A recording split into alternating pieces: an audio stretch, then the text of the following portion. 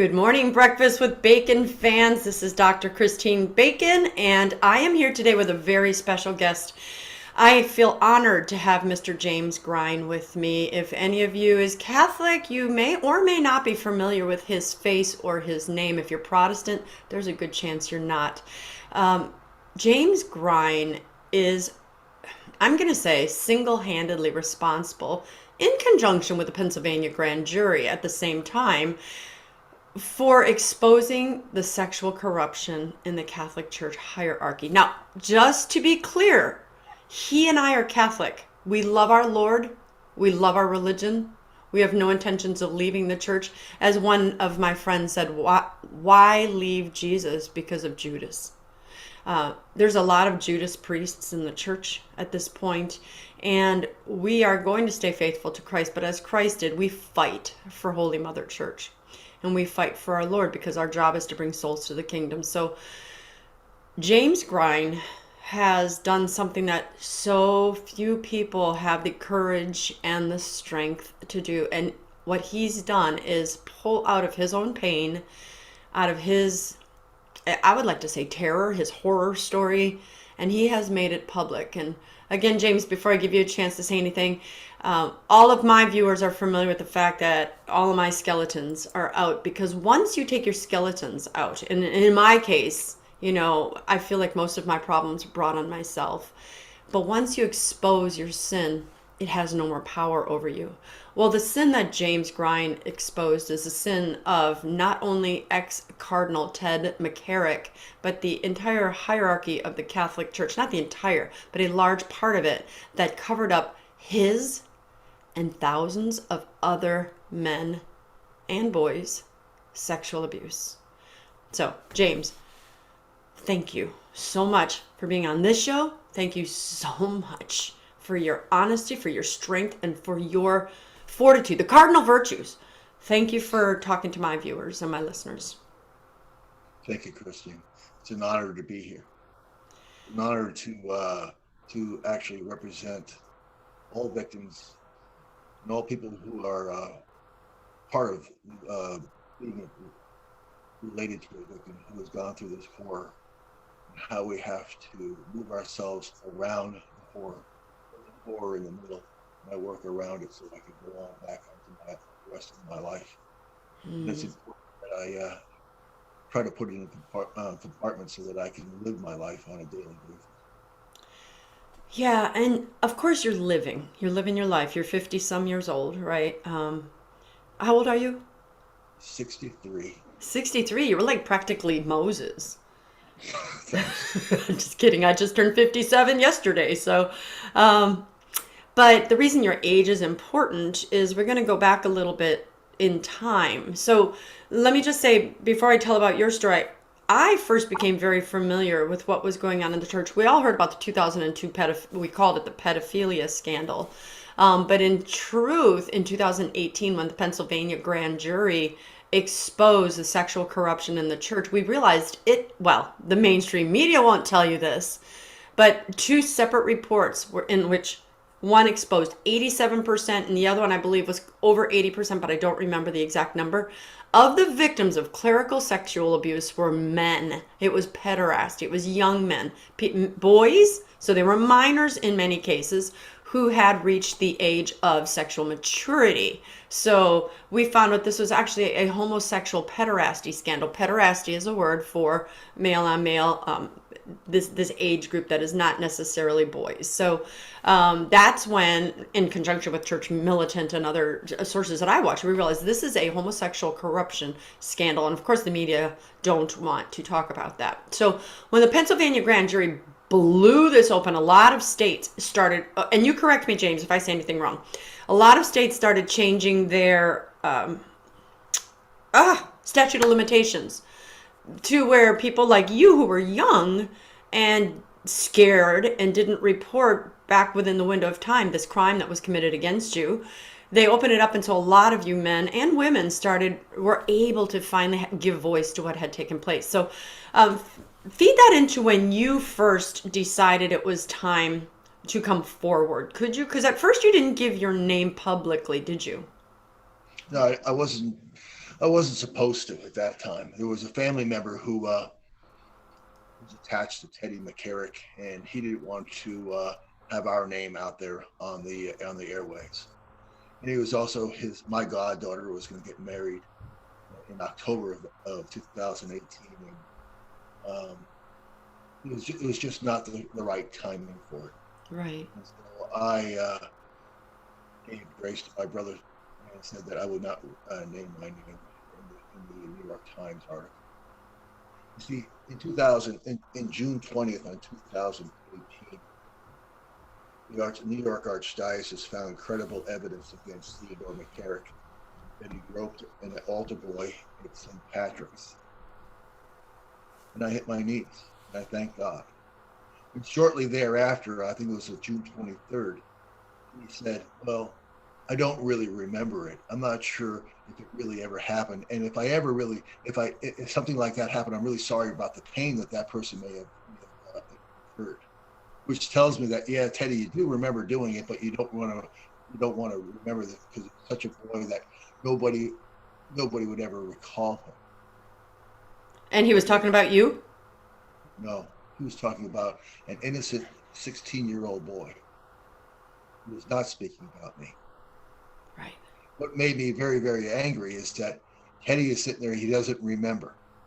He says he doesn't remember ever groping a boy in St. Patrick's on Christmas Eve Mass, a midnight Mass, and that it could never have possibly happened. Because in his memory, it didn't happen, which made me very, very angry. And I said, Teddy, are you going to say the same thing about me? Are you?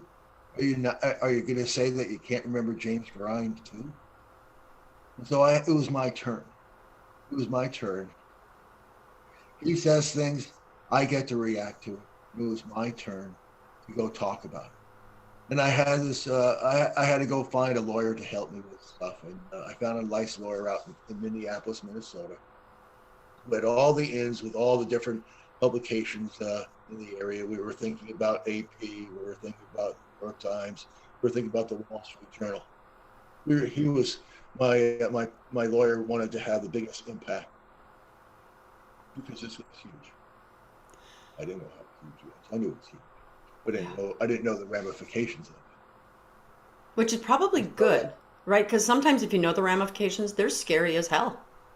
I mean, they really are. So when people said that you have a lot of courage, I'm going against my Uncle Ted. And Uncle Ted is nothing more than my uncle. And he abused me for years and years and years. Well, let's go there. Let's start there because he's not literally your biological uncle, but this is a name he ingratiated himself with. So for those of my viewers that are unfamiliar with your story, take us back to your childhood before he entered it. Did you have a happy life, unhappy life? Were you in the Catholic Church? I mean, I know a lot of these answers already, but take us there. Take us to where he became a part of the family.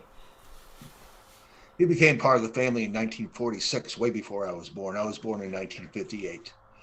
He endeared my Uncle Werner, who was my mother's youngest brother, at Fordham Prep in New York City, the Bronx. And they became great friends. And Werner brought Ted back to my grandfather's house, and he basically became the next brother. And my mother treated him like a brother. And my grandfather helped him out a lot. Felt sorry for him in a way too, because he was a fatherless boy. And his mom was struggling, and they were trying to get some things together. But Ted McCarrick's mother was struggling, and Ted McCarrick had no father. Yes, Ted McCarrick lost his father when Ted McCarrick was 3, and so Ted McCarrick met Werner Edelman when he was 15. So I mean, the McLaughlin family. Teddy's mom's last name was McLaughlin. McLaughlin family were okay. They weren't poor, but they weren't rich. But they were rich in Catholicism. Yes. And my grandfather was very rich in Catholicism, and I was raised by very holy people. My mom and dad were extremely holy people. My dad was born in 1918. My mother was born in 1920, and they believed that the Catholic Church was holy. And they believed that everything that that a holy person was going to do for you, a priest was going to do for you, was going to be the right thing for you. And that's the way my father was raised, and that's the way he raised me. And so when any of this stuff starts happening, they can't put their arms around the stuff of how could that possibly happen, especially a family member, especially somebody that we trust, somebody who has been part of our family since 1945. Yeah. How can this possibly be? Something, but you must be mistaken. So Teddy was part of. I was born on May 28th, 1958. And Teddy was consecrated as a priest, raised to be a priest on May 30th, 1958. And then 10 days later, I was baptized by Ted McCarrick, and I'm his first baptism. And I am, at that time, he's laying his hands upon me and baptizing me and bringing me into the Catholic Church. So my family, my life is pretty good as a kid. I am well balanced. I'm getting decent grades. I'm an incredibly good athlete. I have 3 brothers and 3 sisters, so we have a good Catholic family going. Mm-hmm. And your own little baseball team there. And I'm a baseball team, and I'm playing baseball, soccer, and then I get a tennis racket in my hand. It's unbelievable. Couldn't hit a baseball to save my life in the beginning, but as soon as the ball bounced, I could hit a ball. Fantastic. And so I ran with that, and I took off and did really, really well. A lot of things changed, though, in 1969. In 1969, my father would say, you have a really big chip on your shoulders. I'm not sure what the heck it is. You're not being very nice to me. What are you doing? And they started to, they wanted to send me to psychiatrists already at age 11. This was in the 60s. This doesn't happen. And so instead of sending me to a psychiatrist, they sent me to Teddy to be counseled, to be, in my new word, groomed, to be Teddy's boy. In 1969, he exposed himself to me, and then it started. That was in the summer of '69, right after the lunar landing, and right after the New York Mets took over from the Chicago Cubs in the National League East. And I'm a big baseball guy. Me too. Yeah. Go Milwaukee. Those Brewers. Got to get our World Series, James. Someday it'll happen. It'll fix it. Bud Selig is no longer part of the Brewers, so it's okay. All right, so that. Well, we'll have a separate radio show about that because I like Bud Selig. I like Barry Bonds. Bud Selig didn't like Barry Bonds, but never mind. So when your dad first sent you, because you got a chip on your shoulder, you weren't yet being molested. You just had a typical teenage chip on your shoulder, and therefore he sent you? I'm 11 years old. My father sent me to go see Ted more often in 1970.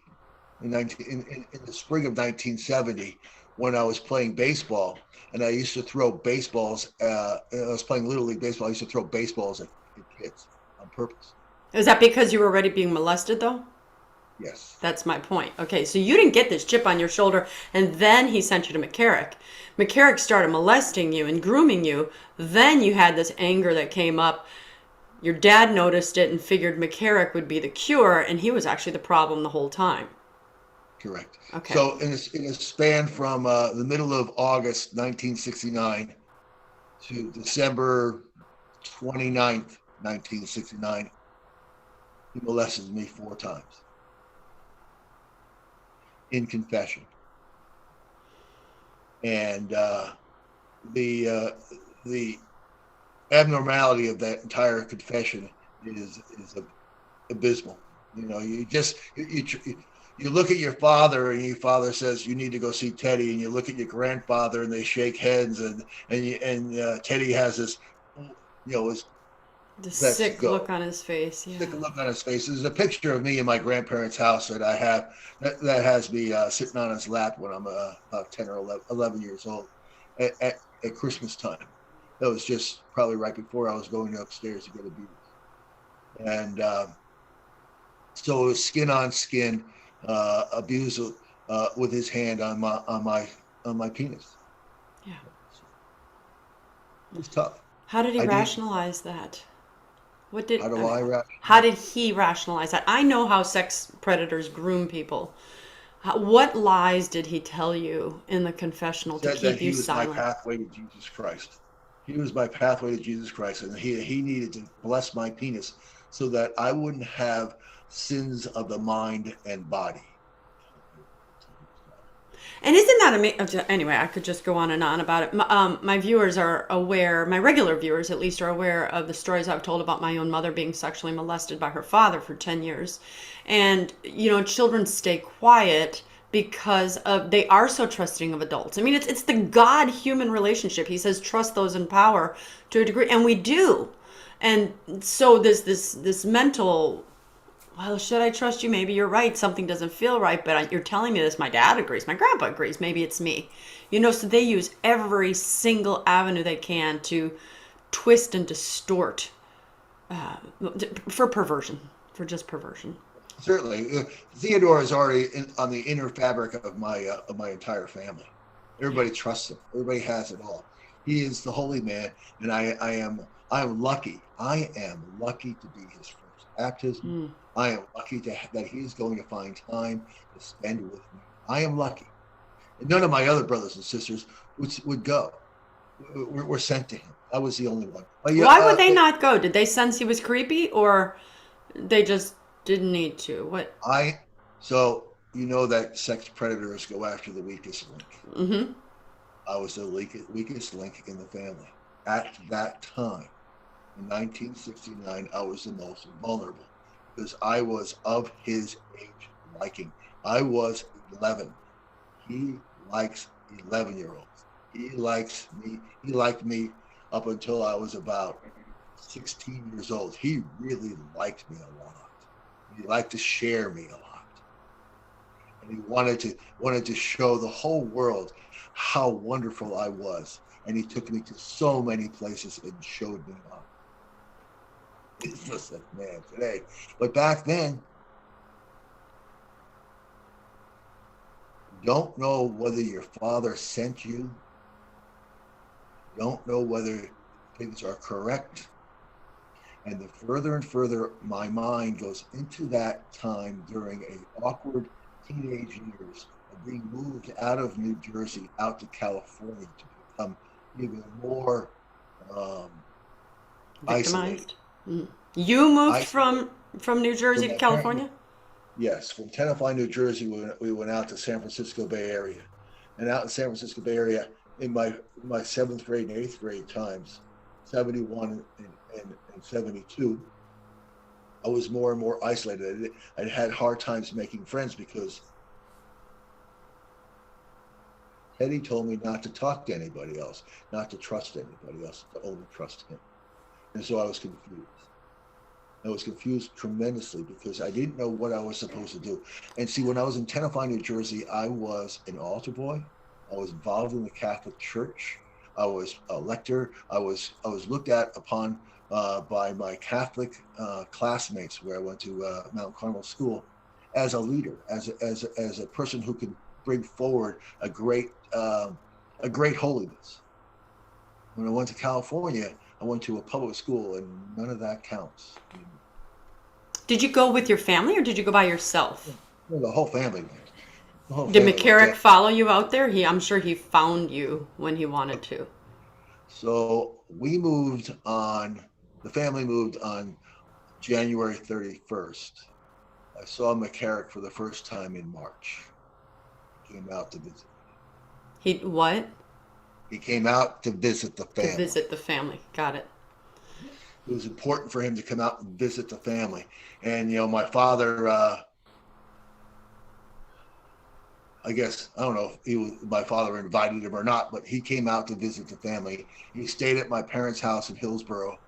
And before he would celebrate Mass on Saturday night, he would fly out on a Saturday morning on a red eye to, he would fly out on a Saturday morning to from LaGuardia to San Francisco, arrive about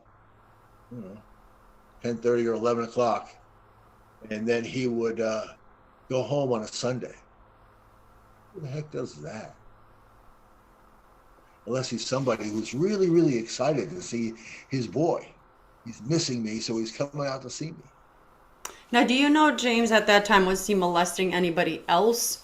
I know you were his main victim, to the best of our knowledge. Have you since learned of or spoken to any young men who, when he's on the West Coast doing horrible things to you, when he went back to New York, was he doing horrible things to somebody else? Because from what I understand, he had hundreds of victims.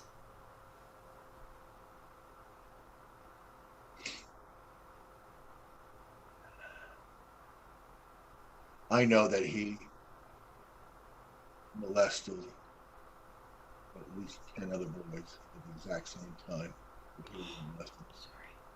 There were a gang of us at one time who went fishing. And we went up to Eldred in New York. This is before I even left New Jersey. And he took the whole, piled everybody into this Bonneville, and up we went. Back then they didn't have, the number of people you could put in. I think we had 4 kids in the back seat and 2 kids in the front seat. And up to Eldred we went. And that was a hellacious night. I'll talk a little bit about that. He got me, but he also got this other young boy named Eddie. Eddie had the unfortunate time. Eddie was, at the time, he was 11. And his parents were going out of town that weekend, and they asked Theodore to take him with us on the fishing trip. He wasn't going to go. He was then becoming the 6th kid that gets to go. And so Eddie went up with us, and McCarrick ruined his life that day. Did you know? Did you know when they were coming? Did you know what he was going to do to them? Or did you suspect you were the only one? Did you young men talk to each other soon? Because I'm sure he lied to them as well. Or did he make it all 5 of you will know what I'm doing to all 5 of you, and you're all 5 going to keep this a secret together, like a group thing? It's not like we drew straws, but they all said, "You're sleeping with him. You're his favorite boy. You're sleeping with him. We're going to sleep in this other room, and you're going to have to sleep in his bed." They all did. We all did. By this time, it's a situation where if Stevie went and told his parents, Stevie was maybe 4 years older than I was. He said, "I went and talked to my parents. My parents don't believe me." And never to do that, and never speak of any such ilk ever again. And they said, he's just fondling us. He's just fondling us. He's not doing anything else. He's just fondling us. I mean, that night he did a little bit more to Eddie. So, and nobody would believe us. So if I went to my mother and father, Eddie has already told me that they're not going to believe you. And if I went to anybody else, they're just, where else can we go?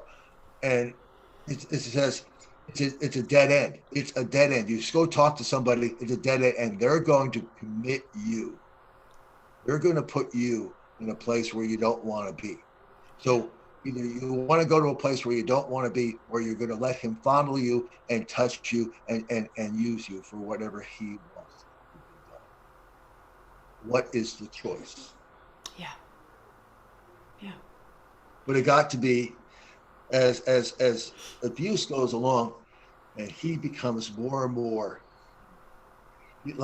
more powerful in his own mind, thinking that he's going to get away with it. And he has been able to get away with it because nobody has been able to tell on him. And he has hundreds of boys that he's doing. Hundreds. And we're in 1975, for example, he's he's in 1972 he does something horrific to me, and I try to tell my mother and father, and Eddie said to me back in the 60s and 70s, he says your parents won't believe you.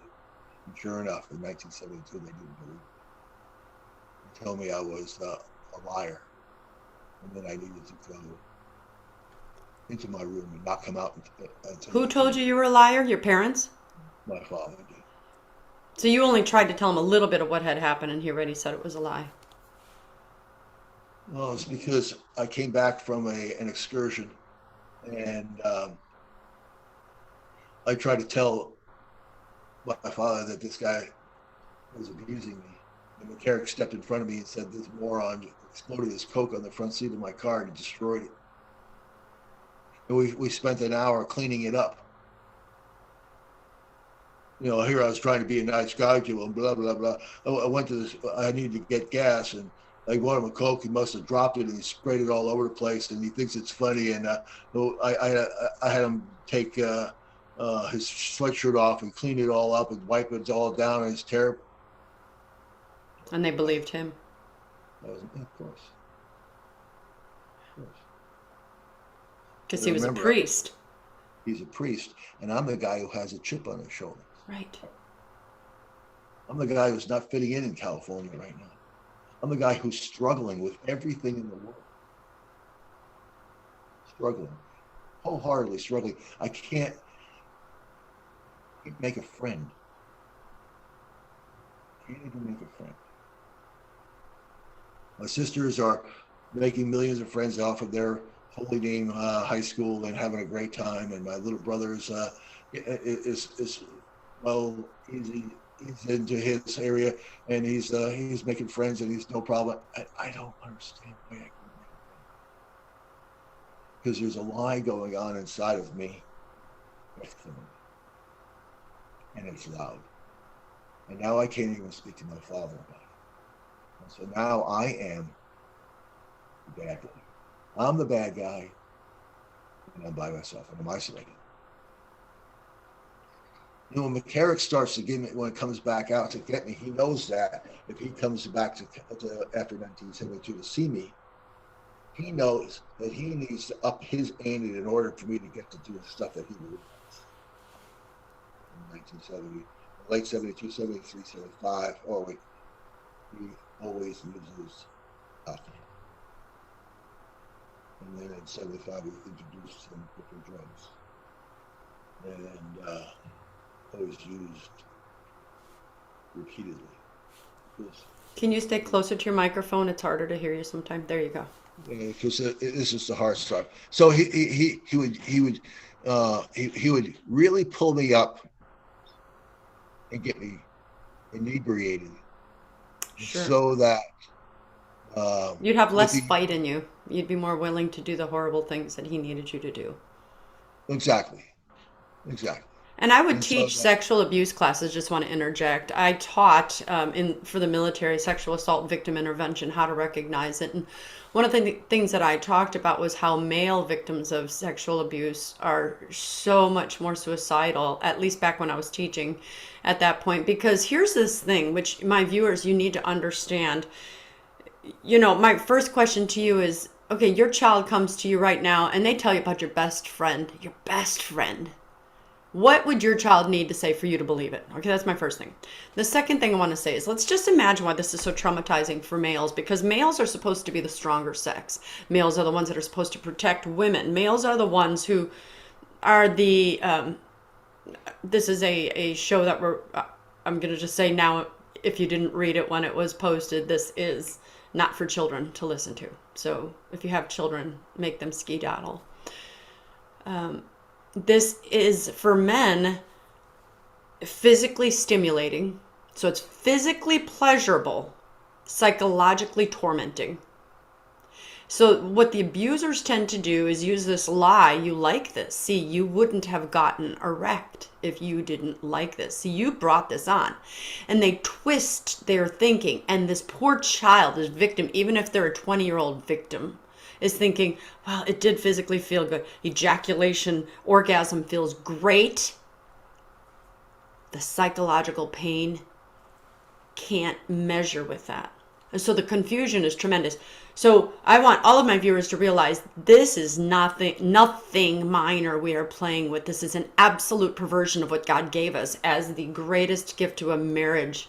And for these young women and men to have to deal with this, I just wanted to put that in your head so you could kind of get a picture of why this screwed them up. So James, anything I say, was it inaccurate? Was it kind of spot on? And because you came to be a 20-year-old man, correct, by the time you were finally able to say, get the heck away from me, don't ever come near me again, or speak to anything that I just said. And is that about when you were able to pull away from him? So it was later on in life, but I was able to make put more distance between he and I by moving places. But the idea is that the magic elixir of drinking and the erection gives you the mental idea and the physical compulsion to need that. Yeah. He twisted me into I needed him and I needed him to be alive, because that's what he told me in the very beginning, is that he was my pathway to Christ, and was still going to be. And So you had no friends, so he's your friend. I have no friend. He's my friend. And so but I'm learning in the Catholic Church that sex is between a man and a woman, and it's holy to make children. And that when you ejaculate, you're not supposed to waste that stuff. That is God's holy gift. Yet he's spraying this stuff around his car, on his body, and then yells at me for it, for my very first orgasm. And I am totally confused about am I doing wrong? You made me here, and now I'm wrong. Well, you have to tell me before you do that. I don't know what I'm doing. I'm an extremely naive young child because I just don't have anybody else to talk to about this. I don't have any peers that say, "Hey, listen, did your Uncle Teddy jack you off last weekend?" Well, I'm not having that conversation with anybody. Because he's simultaneously the only person you can talk to, and he's your victimizer, and he's made it that way. Correct. Because I don't need to see a psychiatrist. I need to get closer to God. And that's what keeps on telling, that I am the wrong person. I am the bad boy. I'm the bad boy. I'm the bad boy. I'm the bad boy. I'm the bad boy. And so I must listen to Ted. So I'm stuck in this merry-go-round of abuse. I went into, since he started to pour alcohol into my body at the age of 13, I drank alcoholically until I was 33. Well, let's fast forward. I think you've established enough, and I don't want to go to these most painful places for you. So we've established what an evil man he is. So kind of for the sake of how you put distance between you, but that last time he was ever able to abuse you, how old were you? And then take us to your life after that, because from there you had about another 30 years of life before this all became public. So tell us about that last time, or his last attempt to come see you, and how you had the strength or the ability to say, get the hell away from me and don't ever touch me again. I have to make a statement right now saying that is by no physical means of my own that he stopped abusing me. God intervened and took it. So on my wedding day, my mother wanted him to see my marriage. My fiance and her whole family we want the Archbishop to say we want the bishop to say the mass. This was in 1989, so he's an Archbishop. So he comes up, and I pick him up at the airport. I'm in Massachusetts. Pick him up at Logan and bring him back to the house. And as I'm getting my tuxedo on, he gives me my marriage blessing, and he helps me with my skin on skin. And I get married, and it doesn't last very long because there's so much so many times that Theodore, Twisted you. Theodore's in Newark, and he summons me to come down and see him. You're married now. You're married and he summoned you? Okay. He summons. And you're how old? I'm 30. 30. 31. Okay. But he knows that I'm still an alcoholic. He knows that I am a raging alcoholic. He knows what level that I can do. Once I start drinking, I cannot stop. And he knows for a fact that once I start drinking, my mind immediately turns to his sex. And I desire his sex.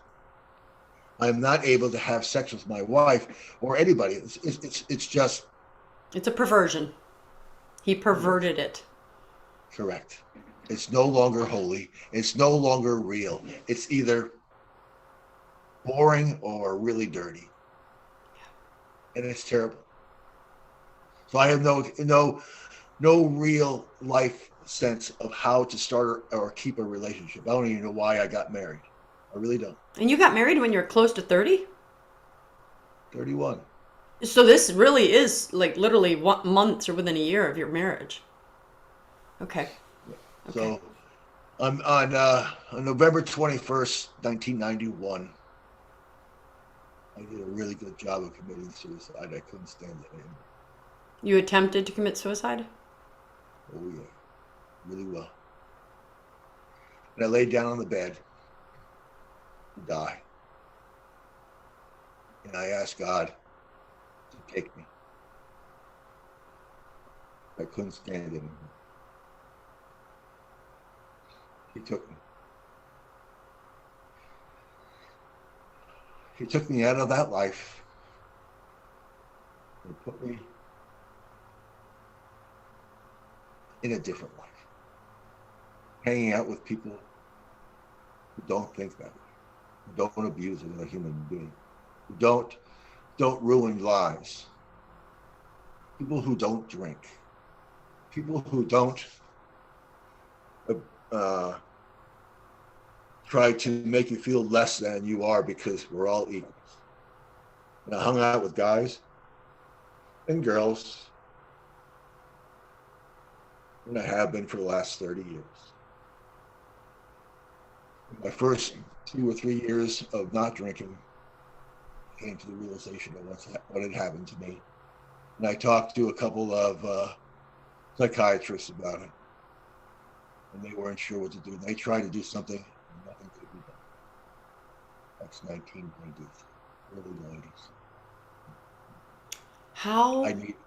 Go ahead. I needed proof. I needed physical and proof that I could go to say this against this man. I didn't hear you. You needed physical proof that you could what? So the psychiatrist and the police basically said, you need to show us physical proof that this actually happened. Well, how are you going to do that? That's what I said. How am I going to do that? So I didn't have all the stuff that I have now. Well, can we hold off on that? I just want to tie up some loose ends before we go there. You said when you laid on that bed and you asked the Lord to take you and he put you in a different life, what physically happened? Did you have a vision of God at that moment? Or how did God change you while you laid on that bed wanting to die? He let me sleep for 27 hours. And when I woke up, the phone rang. It was my brother. I hadn't answered the phone in more than 7 months. You had not answered the phone in 7 months? I had done literally nothing. I was at the end. I was at the grave end of alcoholism. So my brother called me for some crazy reason, some other reason. He doesn't remember what. I told him I needed help. Says he's going to send over some emergency leave. Before I had the phone in the cradle, some guy I had met maybe a year before, an officer, a detective came flying through my door. He knew what was going on. He knew about He the took him. alcohol, or he knew about the abuse? He knew about alcohol. He knew. He says, "Do you remember me?" I said, "Yeah, I remember you." He goes, "Yeah, that night you were pretty hammered. I was going to take you home, or I was going to arrest you, but I decided to just follow you home, and we made it home without any problems." But I've been watching. So the That is a miracle happened. beautiful story. Yeah, that is a beautiful miracle. Somehow, God, that moment. Did you have alcohol again after that moment, or did you know, like, no, at that moment? I haven't had any alcohol for 30 years From that moment? from that moment. I mean, that is a physiological Saul to Paul kind of moment where you needed it, you wanted it, and it was done. I mean, that is By such a no fault of my own. what mercy God had on you as you watched this little 11-year-old boy be abused, James. He hated every moment of it and he loved you. And he just let you go only as far as he could. God only lets us go to the end of ourselves, but he won't let us go off the cliff unless we totally are determined to disobey him and want to go over that cliff. You didn't want to go over that cliff. He saved you. What a loving family you have. I heard you speak at the Enough is Enough rally. You are a loved man. You are loved. I am. In the true sense of love, James. True love. I felt it that day. God bless you. So it's been an incredible journey. Once I broke myself away from the abuse, and once I stopped drinking, and once I stopped using drugs, and I started to become a more positive person, and I started living in a solution. After I was told basically I needed to find I needed to find evidence in order to bring the charges against Theodore McCarrick, I said that will come, but it's not today. My buddies I hung out with who kind of knew, and I didn't really want to tell everything about them because I was too crazy to talk about it. We centered on not drinking that day and working that way, and having to and realizing that God is going to do for me that I can't do for myself. And I believed it. And I saw these guys in front of me who had been almost in the exact same kind of dire situation I was years before that, and they were happy, joyous, and free. I wanted them. I hung out with people who loved other human beings, who helped other human beings. And I realized that I started to just help another human being, and that was a lot better. I went on and finished school at Bentley University, and I learned a marketing degree because I wanted to build a company, my own company. I wanted to build my own company. I didn't know what it was going to be, but I knew I didn't want to work for somebody else. I didn't want to be stuck inside someplace else with telling me everything I had to go do. I wanted my mind to be used for the first time in my life. What year is this? What year are we looking at? Ish. 1993, 94, I graduated from Bentley University. I really want, so before that, I really wanted my mind. I have 3 brothers and 3 sisters who are brilliant. As are you, clearly. I wanted to use my mind finally for the first time. Yeah. And so I start working, and I'm doing okay with different businesses, and I'm learning. I teach myself how to write code, and I work in different businesses, and I'm doing pretty well. And I'm the senior business analyst at this one company right going down to the end of .com, and I knew that I was going to be laid off in 2003 and 2003, and I was the last guy they laid off because I kind of made it that way. And I'm standing across from this guy Mark, who's my vice president. He says, "James, I got to lay you off today." I said, "Yeah, I know that, Mark. Not an easy position for you to be in. We have a relationship of a friendship, and we have a relationship of business partners, and that it can't be easy for you. I just want to let you know that I left my laptop at home because I like to come back later when when all this hysteria is over, so you and I can have just a normal conversation. This is your boss, your former boss. My boss. Okay. And he's laying me off. He's laying me off. Mm-hmm. He goes, "What's wrong with you?" You know, I just had to go through 10 people that I love so much that I've been working with for more than 10 years, and just like you, and they're all mad at me and they want to throw me under the bus, and you're telling me you want to go home, relax a little bit, come back later and have a conversation. Okay. You're the easiest person I've ever laid off in my life. I said, "Mark, it's not you. It's just the way the life is today. And maybe, actually, I want to go play golf. Can I go play golf? Come back later." He looked at me like I was crazy. See, God and my program that I was working on, this 12-step program, had given me so much serenity, so much peace in my mind. Yes. That I knew that he was doing for me that I can't do for myself. I turned my life and my will over to the care of God, as I understand it. Not the one that Teddy was talking about. That's right. You know, it's amazing that you didn't stop loving God. Did you get angry at God at some point in this journey? Because obviously what you're talking about now is this richness where God intervened. But when you were being abused, I know he twisted your mind. But did you ever think, where were you, God? Why weren't you there? Because I know a lot of victims do think that, and they turn their backs on God. Did you ever have a moment like that? Yeah, probably, because I tried to commit suicide a lot of times. Several times? Several times. Yeah. And so that was my screams for help, but nobody was listening. Did anybody know you tried to kill yourself? Oh, yeah. Okay. Too I many mean, I didn't people. know if they found you or if you just tried to take Right. pills and you woke up and no one knew. No, I had to go get charcoal in the body too many times with too many family members. And too many things were happening. And I was on the suicide watch list in high school, Okay. and many different things. Yeah. And so I was just looking to hurt myself all the time. But when I get into this program and I'm hanging out with people who are living in the solution, and the solution is that you live in it with a trust in God, and you are going to be given everything you possibly need. And I'm not hanging out so much with priests.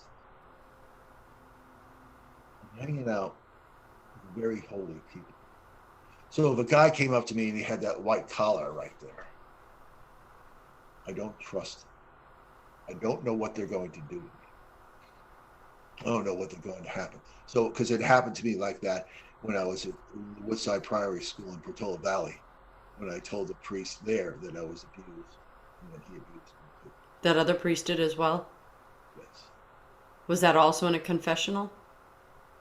No, that was in his office up in because I was flunking his English class, and I needed a C so I could go play on the soccer team.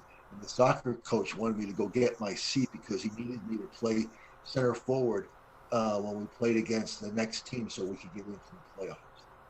They needed my speed up front and the accuracy of my left and right legs to put the ball into the goal. That was the star. And so he sent you to the priest, and the priest said, "I'll give you a C if you give me this." Something like that. Something along those lines, something like that. There was another, so the priest didn't really want to give me that opportunity, but I brought a classmate with me who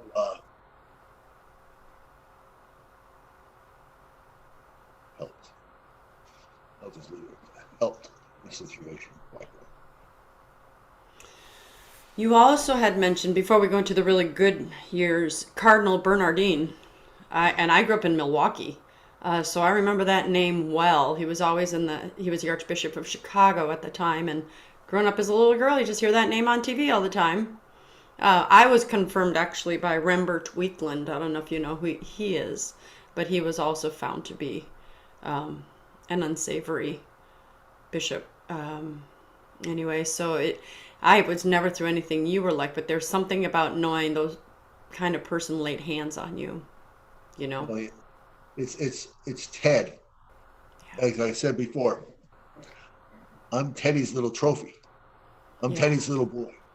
I am such a good boy because he puts a little bit of alcohol on me, and I just become his You're toy. like a puppet. You'll do whatever he wants. Right. I can do anything he wants because I don't know what I'm doing.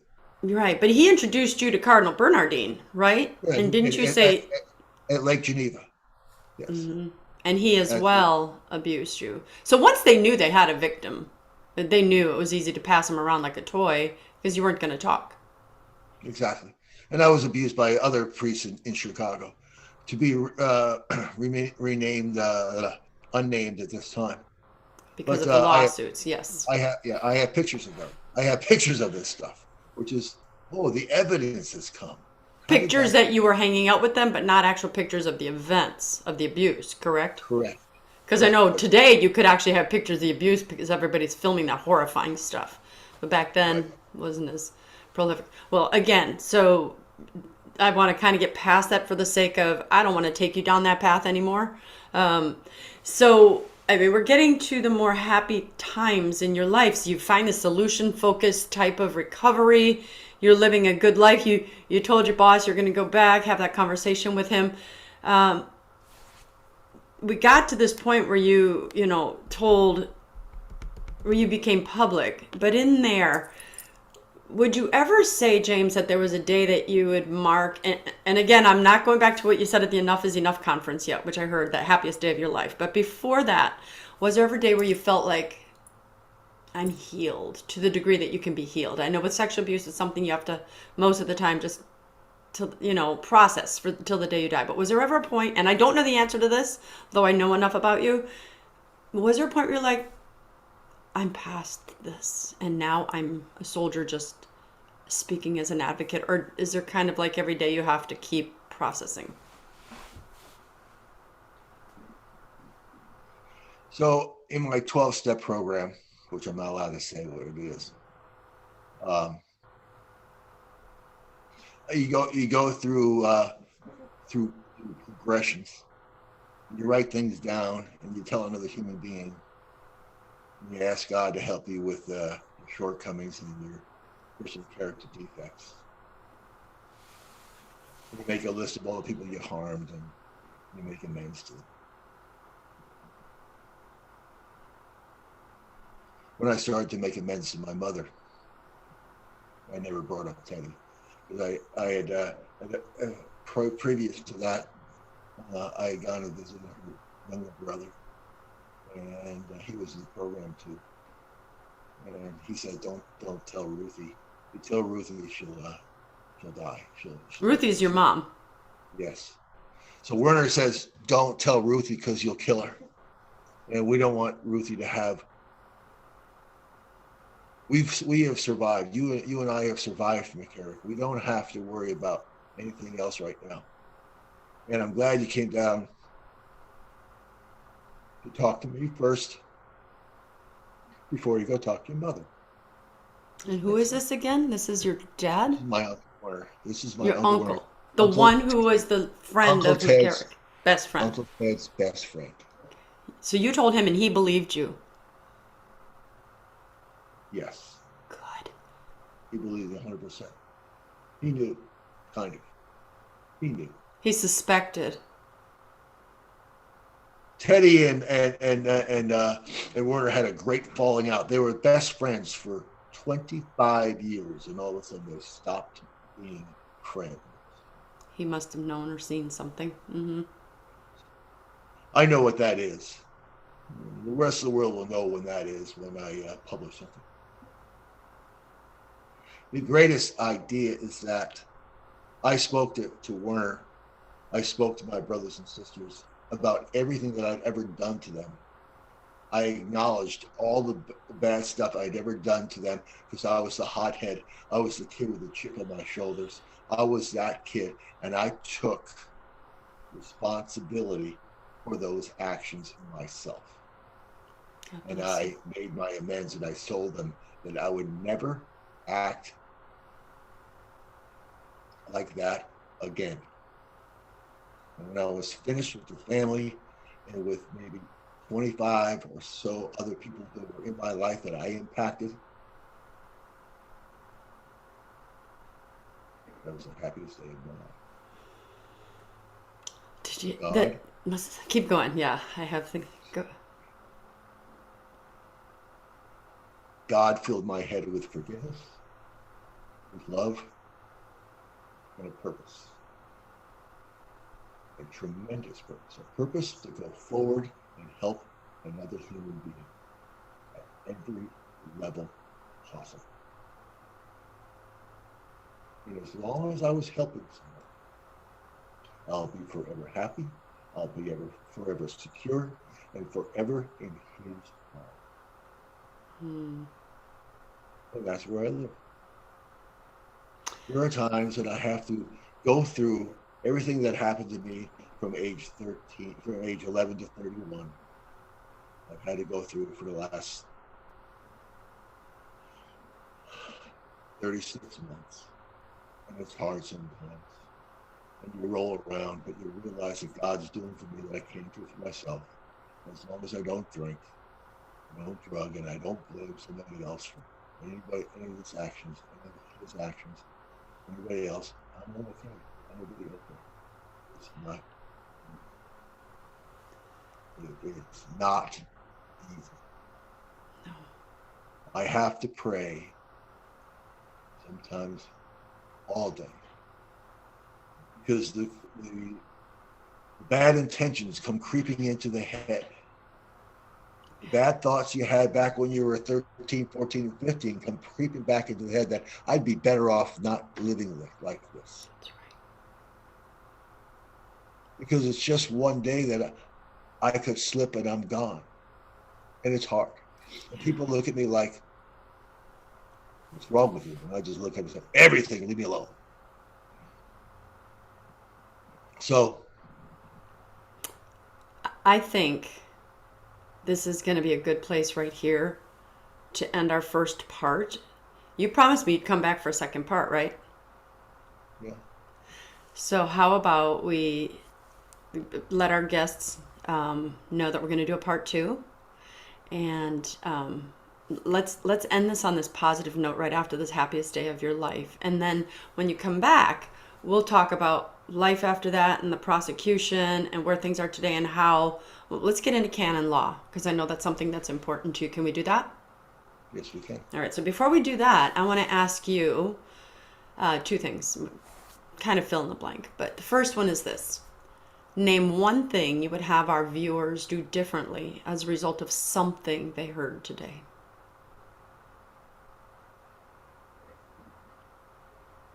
The most important thing you can do today is to forgive the person or a person in your life who has hurt you.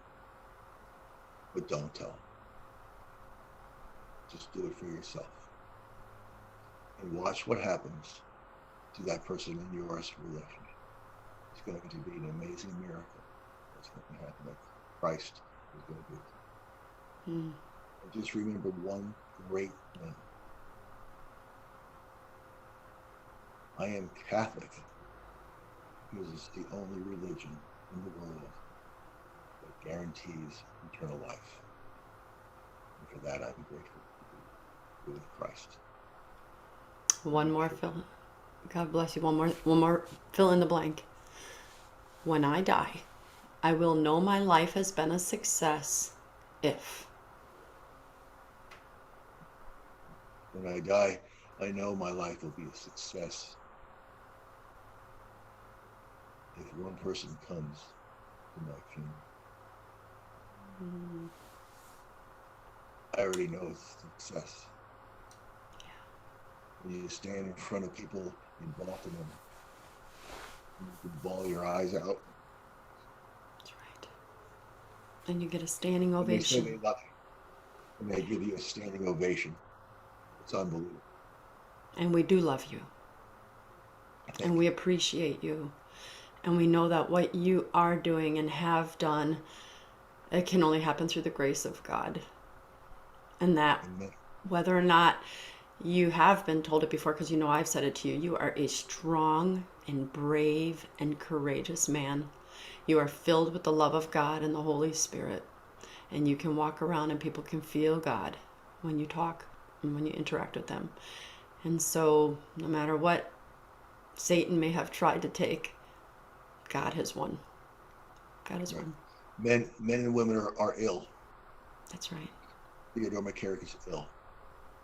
But he couldn't get you down. You're still standing. Still here. Well, um, I hate taking this off the air. I've only started taking things off the air because I know that an hour is the, 2021. People have no attention spans. Otherwise, I'd keep this going right now. But we will do part two. James, is there any place that people want to get help or want to get a hold of you? Or do you have a website? Do you have anything? Or should I just have them contact me and screen it to you? Anything I should connect them to? I'd prefer that. I'm building a website for self-help, but I think you have the best website. And if they want to contact me, they can contact me too. So post on this show, and I will contact Mr. Grein and make the connection that way. But we want you to get the help I'll, that you need. I'll look for comments, and if one of the comments come through, if I find it to be correct, then I will respond. Okay, that sounds good. Well, so for all of you, I am so grateful that you have been watching, and I'd love to have you go to my website. You're probably watching this on YouTube, but it will also be uploaded to Rumble because, we never know when YouTube isn't going to let us stay there, and that's all I'm going to say to that. And you can go to my website, breakfastwithbacon.com. This show and all my broadcasts are kept there, and God has blessed me with amazing guests and who have amazing stories and who are doing a lot of things for the kingdom of God. Go take a look at that. And if you could, like me on all my social media, I've been doing a lot more of my work that direction, and the Lord has been bringing me people of all age groups and from various countries to help save marriages, help save lives, but definitely to help save souls. So breakfastwithbacon.com, Instagram, Facebook, Rumble, Twitter. Did I miss one? Instagram, all of them. Just that I'd be honored to have you follow, and let's go ahead and be a teammate in saving souls. But until then, we've got to go off the air, and I just wanted to say I'm Dr. Christine Bacon. You have been watching Breakfast with Bacon, and I want to remind you always to live your life. Do you remember what to say? Sunny side up. Yes, perfect.